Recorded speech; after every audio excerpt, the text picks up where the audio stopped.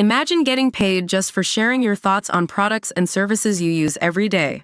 With Survey Junkie, it's that simple. Click on the link in the video description to discover how you can start earning today by taking surveys. Is your village being blighted by HGVs? Email tips@dailymail.com. A logistics firm hit back today after villagers claimed lorries had clogged up their narrow country lanes, claiming it was the council's fault for not improving the roads. Locals in the Lincolnshire parish of Goxhill say their lives have become a misery after a warehouse belonging to the company Salfina was expanded a decade ago. They claim the huge site had resulted in hundreds of 44-ton lorries rumbling along their country roads, causing constant noise, accidents, and blaring horns. The residents say the trucks had taken over what was a previously tranquil area, while police confirmed the traffic conditions were unsafe and unsuitable for HGVs. But bosses at Salfina hit back today, putting the blame on North Lincolnshire Council, which they said granted full planning permission in 2015 for a major new grain store without making any improvements to local roads to accommodate the extra lorries. Salfina also said it made a number of suggestions to the authorities which would help to alleviate some of the problems, but none have yet been implemented.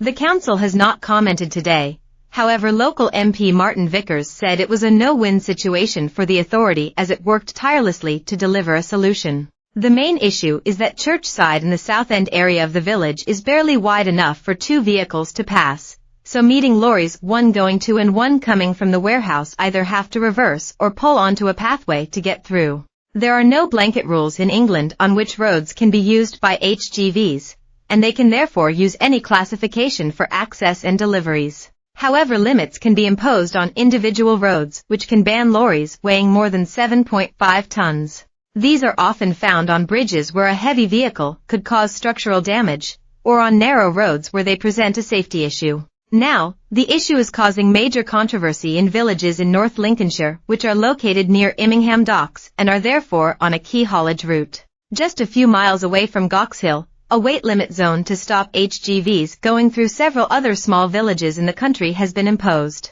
Vehicles heavier than 7.5 tons have been banned from travelling through Ulsby, Kermington, Thornton Curtis, Burnham, Croxton, and Wooton. Lorries exceeding the weight limit are only allowed through if there are diversion routes, road closures, or roadworks. Campaigners are now pushing for the zone to be extended to Goxhill, with Councillor Richard Hannigan saying last month, "We're not going to give up on that one, we'll keep at it."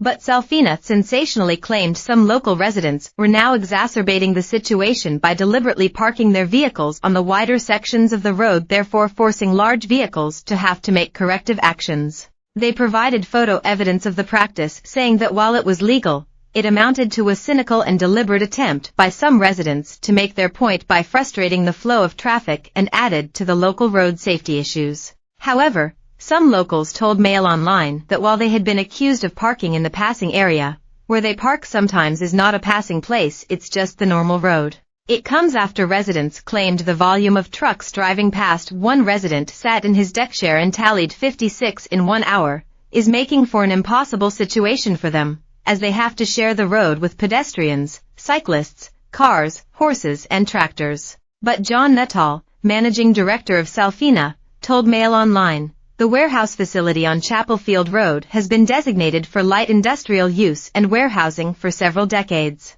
In 2015, North Lincolnshire Council granted the previous owners full planning permission for a new 21,000 metric ton grain store on the site, expanding storage capacity by some 70%. Mr. Nuttall also responded to claims from residents that they did not get the opportunity to object to the application because they knew nothing about it. He said, "The council is required to publicly advertise all planning applications and to allow a period of 21 days for consultees and neighbours to make a written response. In the case of this planning application, there were no objections.